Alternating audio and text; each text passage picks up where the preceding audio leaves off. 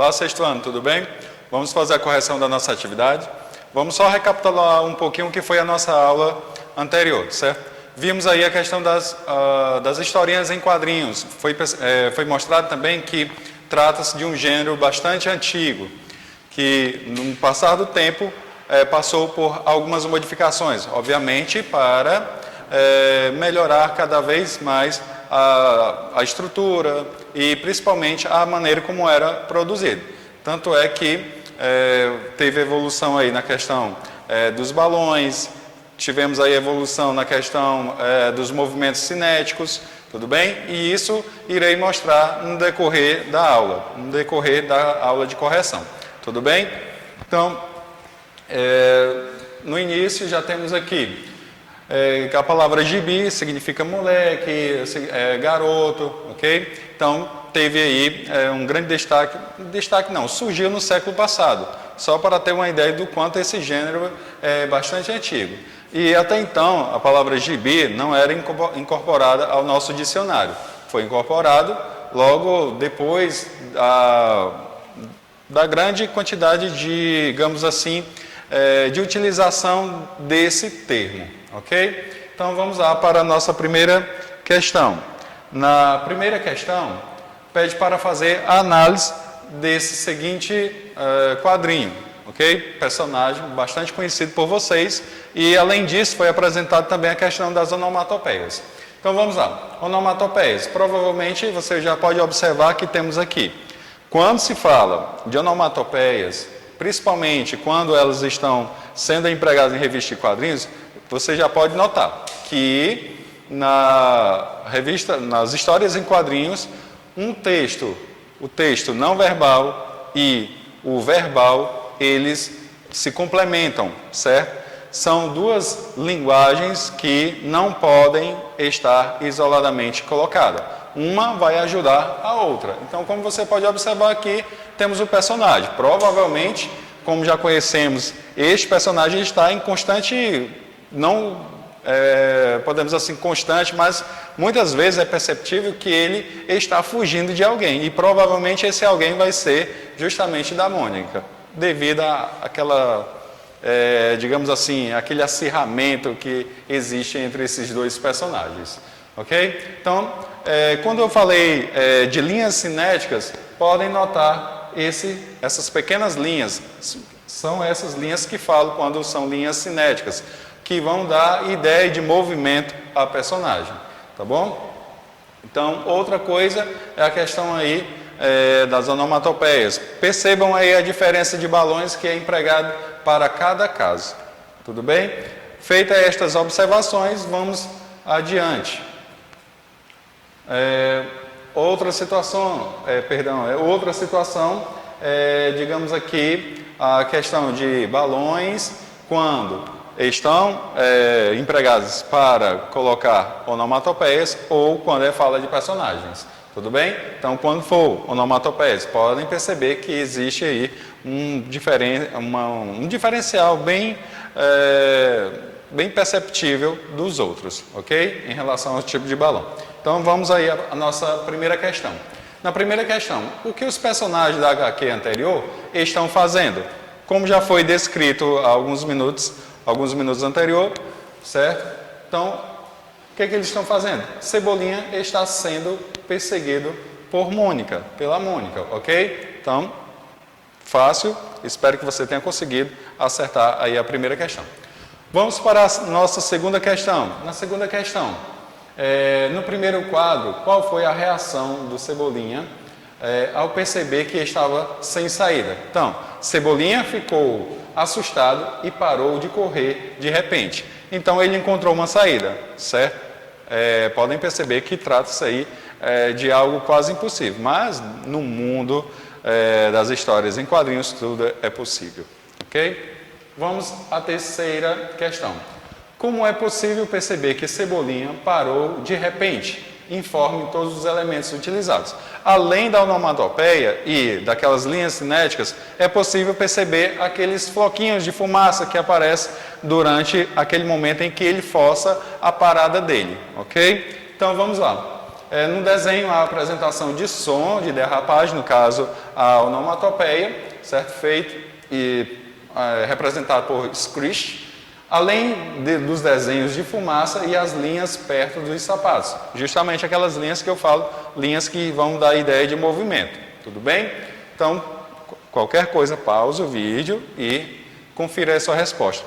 Ah, professor, mas a minha resposta não está igual à correção. Não tem problema, não precisa ser igual à resposta do professor.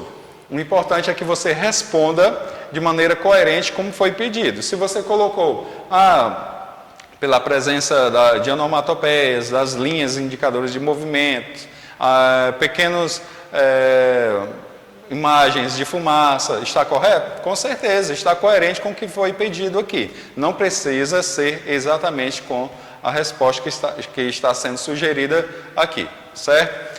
Vamos aí à quarta questão. Que recurso Cebolinha utilizou para fugir da Mônica? Perceberam? Agora há pouco, como o personagem fez uma pequena pintura. Então vamos verificar nossa resposta. Ele pintou uma porta ou uma passagem na parede, tá certo? Então, em contrapartida, o que foi que Mônica fez? Ela também desenhou, digamos aí, uma bola de ferro para cair sobre a cabeça do Cebolinha, ok? Vamos aí para a quinta questão. Como está representado o som de raiva no quarto quadrinho? Olha, vamos analisar a onomatopeia empregada para indicar a raiva de Mônica. Isso mesmo, está representado pela onomatopeia, é isso? Ela bufando de raiva lá, provavelmente devido a alguma travessura que o Cebolinha acabou fazendo. Vamos aí à sexta questão. Na sexta questão, o que ocorre quando Mônica tenta entrar pela passagem pintada por Cebolinha? Como esse acontecimento é representado? Vamos verificar? Então, ela bate contra a parede, certo? E está representado pela onomatopeia, pof, aquele som que a gente tenta imitar decorrente a um choque, ok? Então vamos aí à próxima. Temos aí a nossa tirinha, chuta, bate, olha eu aqui, eu, paf, pof, calma, pronto. Já escolheram os lados, agora comecem o treino. Vamos à próxima. Temos aí, cartão preto. Cartão preto, expulsão do país. Olha aí, no mundo do futebol a gente utiliza aí o cartão amarelo para divertir e um vermelho para cessar qualquer tipo de entrada mais forte. Nesse caso aqui, nosso personagem utilizou o cartão preto. Não só a expulsão do jogo, mas a expulsão aí do planeta. Ok? Aliás, do planeta não, desculpa, eu até exagerei aí, eu utilizei uma hipérbole. No caso, é expulsão do país mesmo. Vamos a outra, atira 3. Fala, Deus. Aí, craque, solta aquele raio, não é esse? Acho que vamos precisar de intérprete. Então, vamos lá. Na sétima questão, as historinhas são narradas por meio de imagens e diálogos entre os personagens. Um narrador que nos conta a história. A sequência de imagens apenas. Sequência de parágrafos somente. Gente, como vocês podem observar, eu não tenho um narrador que conta a história. Lá é possível acompanhar o quadrinho e não foi necessário de um narrador, certo? Tínhamos ali os personagens interagindo. A outra, a sequência de imagens apenas. Como eu falei lá no início da correção, a linguagem verbal e a linguagem não verbal, eles se unem nesse momento para dar vida aqui à historinha em quadrinho. Nenhuma das duas podem estar lá isoladamente. Irá ocorrer uma situação ou outra que pode até ser empregado, mas numa sequência de quadrinhos, dificilmente você vai encontrar apenas uma ou outra, ok? Então, sequência de parágrafos, não vimos essa questão aí de sequência de parágrafos, não teve, certo? Tanto é que as falas foram colocadas aí em balões. Então, temos imagens e diálogos entre as personagens. Sétima questão, a nossa primeira opção. Oitava questão, geralmente as HQs trabalham com duas linguagens, a verbal, no caso aí a escrita, e a visual, ou não verbal, no caso se trata aí das imagens. mas podem fazer o uso somente da linguagem visual. Nas tiras lidas anteriormente, a história faria sentido sem uma dessas linguagens? Explique. Como eu falei, certo? Não. Uma irá complementar a outra. Isoladamente não tem condição de se ter uma narrativa. Lembrando que numa história em quadrinhos a gente encontra aí elementos da narrativa. Tudo bem? Então, vamos à nossa resposta. Não, uma está complementando a outra dentro da história, que não fará sentido se tomarmos cada linguagem isoladamente. Nona questão.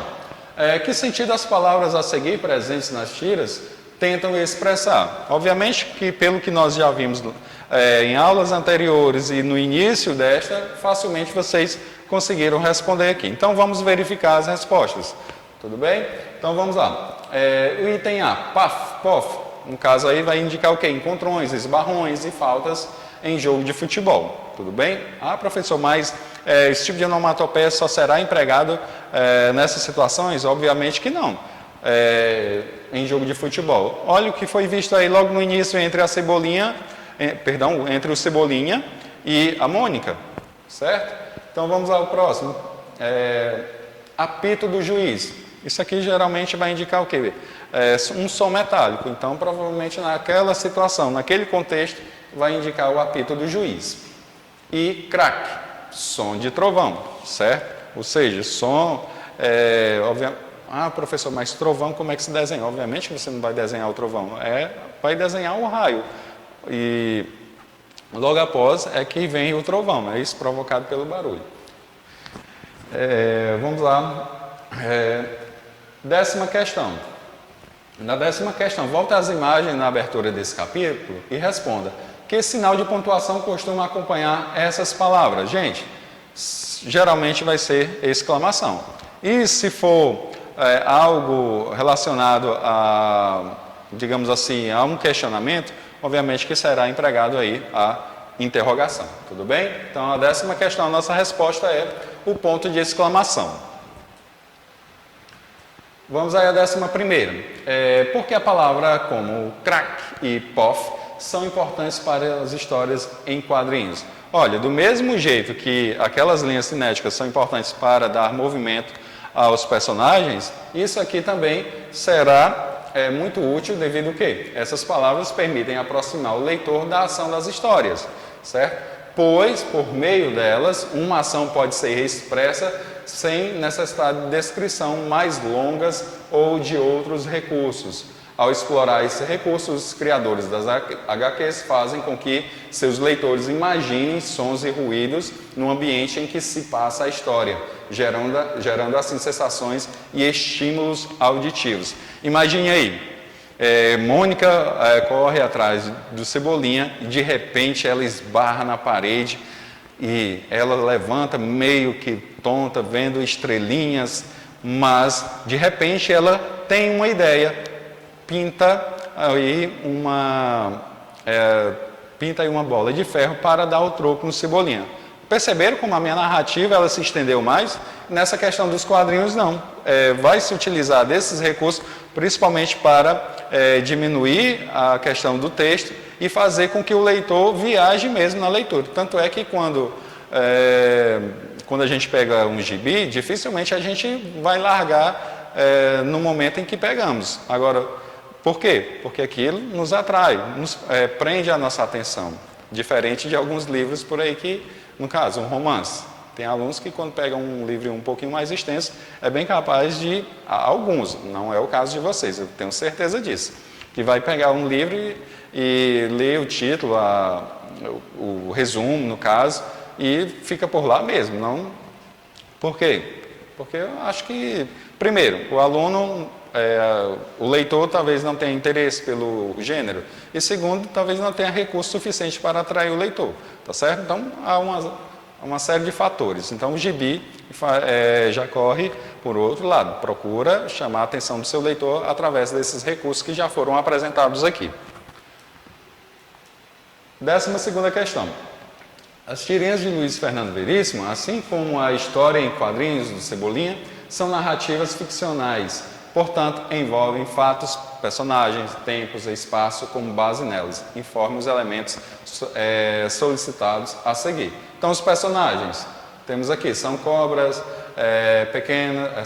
pequenas que não têm nome nas histórias, e isso lá na tira 1, certo?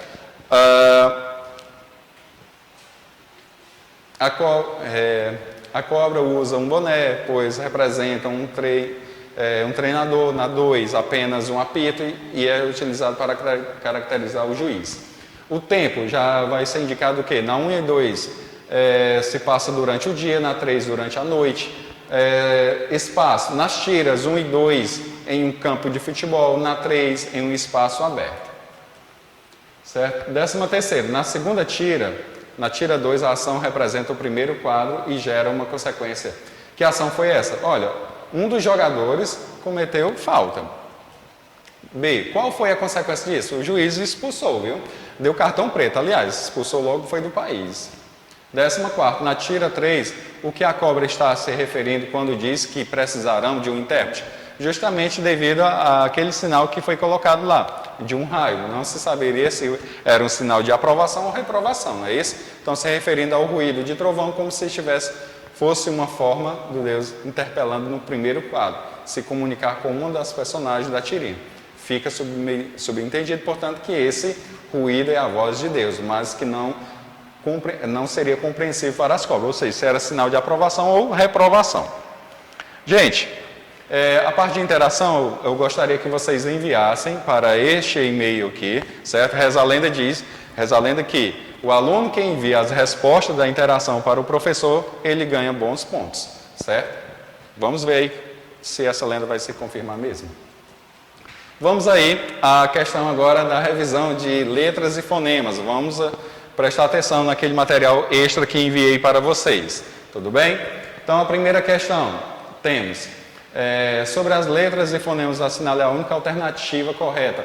Gente, na nossa questão lá, a única alternativa correta será o item C, certo? O S é um exemplo de letra que representa mais de um fonema. Está correto. Letra representa uma sílaba? Não. 2 letras ou mais irá representar uma sílaba. Tudo bem? 2. Temos aí excesso. Eu tenho aqui dígrafo e outro dígrafo. Então, temos aí 2 letras com representação fonética de apenas um som. Então, nesse caso, vai diminuir aí nos fonemas. Então, a alternativa A será a nossa opção correta. 3. Das letras a seguir, qual pode representar mais de um fonema? O X, como vocês puderam ver, o X representa o som de Z, de S, de X, o K e o S, então ele representa mais de um som, mais de um fonema. Na quarta questão, marque a alternativa em que apresenta um fonema que pode ser representado por mais de uma letra. O Z, certo? O Z tem som, aí, aliás, podemos encontrar o fonema Z em vários, sendo representado por outras letras, por várias letras, ok? No caso, várias não, X e S. Vamos à quinta questão. Na palavra caçador, a letra cedilha tem o som de, isso mesmo, som de S, ok? Gente, durante a correção, vão pausando o vídeo. Não esqueça de enviar a atividade na parte de interação para o meu e-mail. Aguardo vocês, tudo bem? Tchau!